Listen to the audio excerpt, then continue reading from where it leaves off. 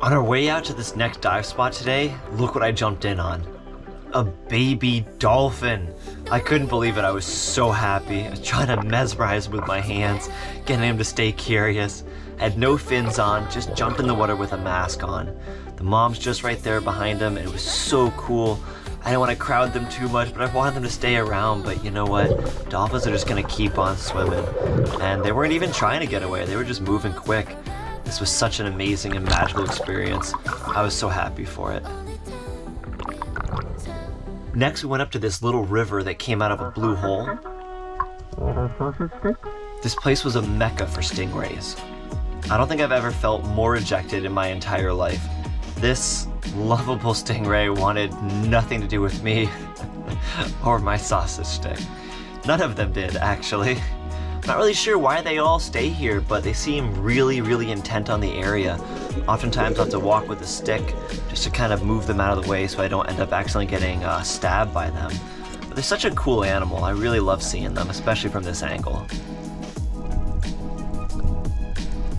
I wanted to set a time lapse right over the blue hole, and this stingray was perfectly in position.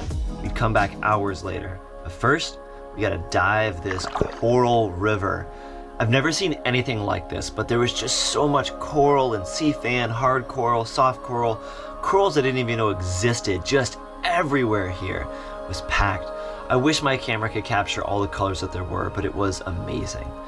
Unfortunately, Alicia was having a little bit of problem staying down, and unfortunately she just kicked a bit of hard coral earlier that didn't damage the coral but hurt her. These are Jack Crevalle, and they're a really good sign that the waters here are super fruitful, as is that shark and these snapper. Everything here was just teeming with life. Went back and checked on the time lapse, and check this out, so cool to see. So much sea life in such a tight, small, shallow area.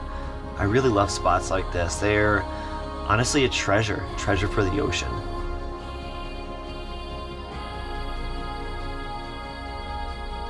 I'm not sure why the stingray stays over the blue hole like this. Maybe they like the cool water temperature? I'm not really sure. Let me know in the comments if you guys know why these stingrays like to stay here. Doesn't seem to be feeding, and the fish don't seem to mind it. And here it is back from the original angle. Just thought it was so cool to put it right there in front of him. Must have stayed there for hours. But if you look to the left, you can see me sneaking on in behind here. I had to go in and just check things out from behind him. You can barely even see me through all the fish here. Tons of micro bait and bait fish throughout here. Ooh. But looks like the stingray doesn't like having me behind him. Oh, that's too bad. But at the same time, I don't want to be in an area with a stinger that large that can kill me. Pretty scary stuff, really. Now I started to look deeper inside these caves here. See all these Cubera snapper, and they are all more than big enough for a dinner-sized fish. Probably feed someone for a week. It's a tight squeeze to get in and out of here, but I thought the footage was pretty incredible. You get to really see what fish do when humans aren't around, and they're pretty curious. These are both Cubera snapper right now looking into the camera. So you got some surgeon fish in the background and pretty much everybody, but those Cubera are just such a cool fish. My favorite, hands down, to hunt and to eat out of any whitefish in the world. They're just delicious. These are grunts. Some more grunts kind of coming around, and then those Cuberas there too, and everybody swims away a little bit as I try to squeeze back into here. You gotta be really careful when you're going into spots like this, obviously. I move very slowly, very confidently, but you don't want to do anything too quick or too brash or you could hit your head. Obviously, it really is a tight squeeze in and out of here. As we started leaving to go back, I noticed this island. Didn't really know what the deal was, but it'll be important tomorrow. Just keep that in mind for the next episode. But we were on our way to a new blue hole, one we hadn't been to before or really explored. Lots of sea life around it. It seemed pretty normal, so I figured I should dive on in and check it out. These large parrotfish seem to be guarding the entrance to this thing, so I just kind of climbed on in. Now that I have gloves on my hands, I can really grab the sides a little bit better. Still afraid from that sea urchin spine I got on my finger a few days ago, but look at this! How cool is it? It's a huge, immense chamber. Darkness on all the corners and anywhere that there isn't a hole, but everywhere that there is a hole, you just get all these light rays that come through. It's really incredible. Again, I have to be very careful because I don't know what's in here, and I don't know if there's a super strong current or something like that, although I can tell from the outside that I'm pretty safe. Usually if there's water being sucked down into it as you go to come in, that's a pretty scary sign, so you want to avoid that. But this one didn't seem to have a whole lot of activity, so I dove right back in to explore it even further. Really, I should have had a flashlight for this, but using all this natural light was pretty incredible. There's so much to see in here, and I know a lot of it can't be seen on camera, but I'm able to see quite a bit when I'm actually there in person. My eyes adjust well, but not this well. I'm still mostly just going for these cracks of light. So what this actually is multiple holes going down through into like a longer chamber. And Alicia didn't know this, so she's back in the dinghy wondering how I'm diving down so long. So I'm actually trying to surface somewhere else behind the dinghy to scare her and get it on camera. We'll see how I do. I've never been through this part of the hole before, so if I really have to, I could double back and just go back the way I just come. But it was all pretty safe, and I'm used to, honestly, spaces substantially smaller than this. So beautiful, I love this.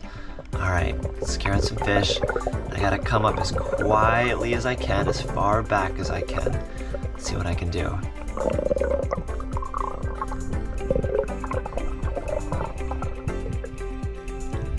And she sees me. Darn it. They connect. It's pretty incredible. Alright, so I'm gonna go from this blue hole way out to this other one. It's really cool trying each one of these different cave entrances.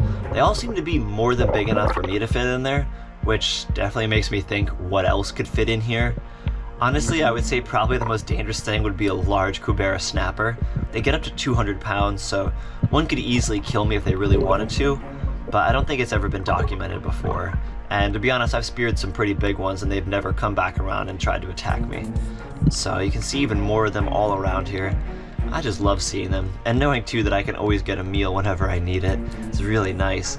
It's an angelfish here, and I gotta start moving towards the main entrance. Look at this thing. This entrance is much bigger than any of the others, so I figured it's kind of where everything comes through, and it's such a mecca. I spent the rest of the day exploring all the other blue holes, and there was probably 24. Each one was sort of unique in what it had to offer. It was super cool. World class. This is so cool. These are all tube worms just lining an entire wall. This little cave I thought I would check out. I just would have to be careful. I don't want anything to jump out and try to attack me while I'm doing. Whoa, that is a really big Cubera snapper. That's like an 80-pounder right there. Yeah, kind of cool to see that. But then check this out. I happened upon this whole school of bonefish. Bonefish are a prize fish for fly fishermen and I think casting fishermen as well. But they just have a fight on them like no other. They're just world class for what they are. Honestly, I just think they're a cool fish, and they're normally extremely skittish. So to see one in a school like this large, was just absolutely impressive. Now, this blue hole was a little bit scarier. You can tell just how much it's all pulling in. So I had to be really careful not to get sucked in with all of this. Thankfully, I can grab any of the walls. Whoa, there's another really big Cubera snapper. All right, about a 60-pounder. We'll let him go by. And then, yeah, it's just kind of fun to feel the current go past, play a little cliffhanger, and then climb back out. I love this and I live for this. And I had to go back through the whole school of bonefish. Again, I can't tell you guys how rare of a sighting this is. Bonefish are extremely elusive, so to see this many here, I'm sure if I told the right people, they would have hopped out on their boat immediately. That was the end of the day, you guys. I hope you enjoyed this video. Let me know what you think of this new narration style, and I'll catch you all on the next adventure. Cheers.